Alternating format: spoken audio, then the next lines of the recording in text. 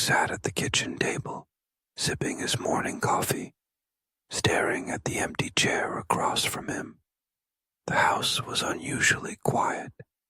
It had been months since their youngest son, Jake, moved out to start a family of his own. The nest was officially empty. Linda entered the kitchen, her short, silver-streaked hair still slightly damp from the shower. She glanced at Mark and sighed before pouring herself a cup of tea. The silence between them had grown heavier in recent months. It wasn't angry silence. It was just there. They had been married for over 30 years, navigating life's ups and downs together. They had survived job losses, health scares, and the chaos of raising 3 kids. But now, in their early 50s, with their children grown and gone, their marriage felt unfamiliar, as if they were suddenly living with a stranger. "Did you sleep well?" Linda asked, breaking the silence. Mark shrugged. "Same as usual." Linda stirred her tea. She knew what that meant. He had tossed and turned, unable to fully rest. Lately, he had been distant, lost in thought. She wasn't sure if it was because of retirement looming over him, or the fact that their roles had shifted. Ever since they became grandparents 6 months ago, Linda had found a new sense of purpose. She adored spending time with their granddaughter, Ellie. Every weekend, she was at their son, Ryan's house, helping with the baby, offering advice, and soaking in the joy of being a grandmother. Mark, however, didn't seem to share the same enthusiasm. He loved Ellie, of course, but he wasn't the type to fuss over a baby. He had spent decades working long hours to provide for his family, and now that he had the time to relax, he wasn't sure how he fit into this new phase of life. Linda noticed his hesitation. "Ryan asked if I could watch Ellie again this weekend," she said carefully. Mark sighed. "Another weekend?" Linda frowned. "What's wrong with that?" Mark set his coffee down and rubbed his temples. "It's not that I don't love Ellie, but I feel like every weekend you're there. We barely see each other anymore." Linda blinked. "We live together, Mark." He gave a dry chuckle. "Do we? Because sometimes it feels like you're more invested in being a grandmother than in being my wife." Linda stared at him, stunned. She had never thought about it that way. In her mind, she was embracing a beautiful new chapter in their lives. But to Mark, it seemed like she was drifting away. He continued, his voice softer now. I don't know what we're supposed to do now. The kids are grown. I'm close to retiring, and you've got this whole new world with Ellie.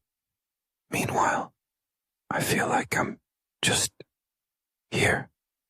Linda set down her tea, guilt creeping into her chest. She had been so focused on finding joy in her role as a grandmother that she hadn't stopped to consider how Mark was feeling. "We could find something to do together," she suggested. "A new hobby, maybe. A trip." Mark looked at her, really looked at her, for the first time in weeks. "Would you actually have time, or will you be too busy babysitting?" Linda opened her mouth to argue but stopped. He wasn't wrong. She had thrown herself into grandparenting with so much enthusiasm that she had neglected their marriage. The realization made her stomach sink. She reached across the table, placing her hand over his. "I don't want us to drift apart, Mark." He squeezed her hand gently. "Neither do I." There was a long pause before Mark sighed. "Remember when we used to take those road trips?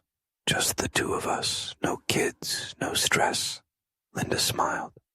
"Of course, you always got lost." Mark chuckled. "Maybe we should get lost again." just for a while. A slow warmth spread through Linda's chest. Maybe, instead of clinging so tightly to her role as a grandmother, she needed to reconnect with the man she had built her life with.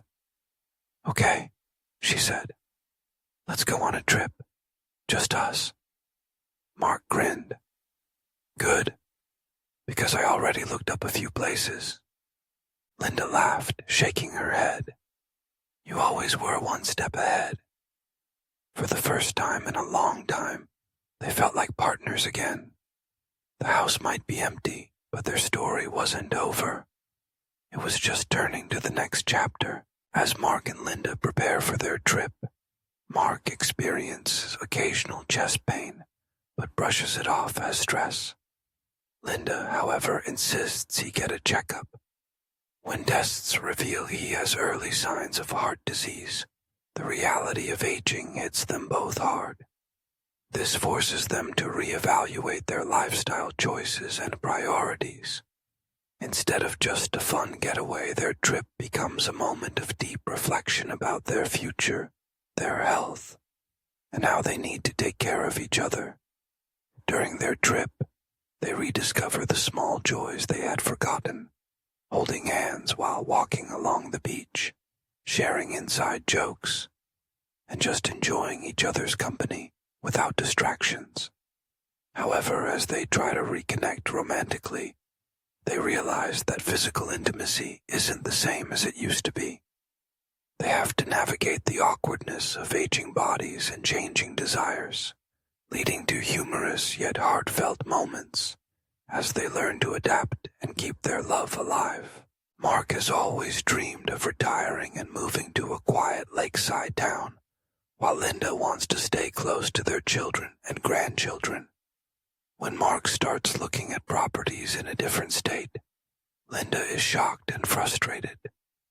This creates tension between them, forcing them to have difficult conversations about compromise, personal dreams, and what home really means at this stage of life. During a deep conversation one night, Linda confesses something that has been weighing on her mind.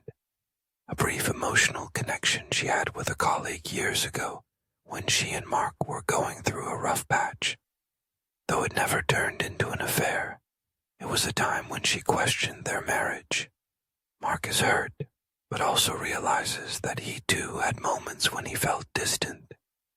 This revelation forces them to confront past wounds, discuss long-buried emotions, and reaffirm their commitment to each other. Mark's older sister falls ill, and he becomes her primary caregiver. Suddenly, Mark finds himself in Linda's shoes, putting family responsibilities before everything else. Linda sees his exhaustion and frustration, and for the first time, he understands why she was so drawn to being a grandmother. This role reversal brings them a new level of empathy and deepens their understanding of each other's struggles and sacrifices. These additional elements will add layers of depth, emotional complexity, and realism to Mark and Linda's journey, making their story even more engaging and thought-provoking. Would you like me to integrate these ideas into the full story? With their children grown and independent, both Mark and Linda struggle with a loss of identity. Linda has embraced being a grandmother, but Mark feels adrift without the daily responsibilities of fatherhood and work. They both need to find new hobbies, passions, or even volunteer work that gives them a renewed sense of purpose beyond their roles as parents and grandparents. Mark is cautious about finances and wants to downsize their home, reduce expenses, and save for long-term care. Linda, on the other hand, feels they should enjoy their hard-earned money, travel, renovate the house, or invest in experiences while still healthy. This disagreement sparks heated arguments about financial security versus living in the moment, leading them to seek financial counseling to find common ground. Despite being together for decades, Mark and Linda both experience moments of loneliness.